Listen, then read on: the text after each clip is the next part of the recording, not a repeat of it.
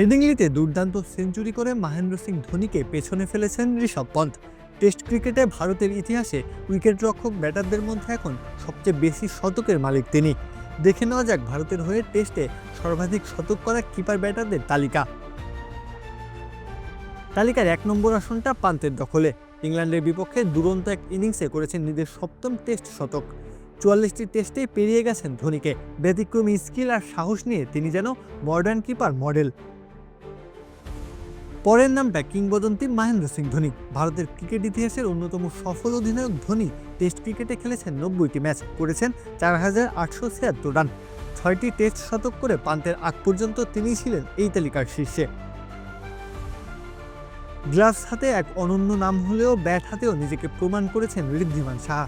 ধোনির ছায়ায় অনেকটা সময় কাটলেও যখন সুযোগ এসেছে কাজে লাগিয়েছেন। ৪০টি টেস্টে করেছেন ১৩৫৩ রান, যার মধ্যে রয়েছে ৩টি শতক। আর এটা ওইটা না, কাপড় ধোয়ার একটাই solution, Chaka all in one.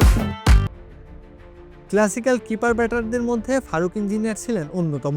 নিখুঁত টেকনিক আর স্টাইলিশ ব্যাটিংয়ের জন্য পরিচিত এই কিপার খেলেছেন ৪৬ টেস্ট, করেছেন ২৬১১ রান।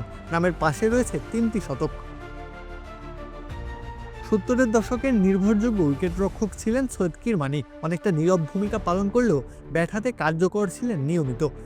৮৮ টেস্টে তার সংগ্রহ ২৭৫৯ রান। ক্যারিয়ারে ২টি টেস্ট শতকও এসেছে তার ব্যাট থেকে। পুরনো রেকর্ড ভাঙে নতুন রেকর্ড তৈরি হয়, তবে কিছু চরিত্র থাকে যারা অমলিন ছাপ রেখে যায়।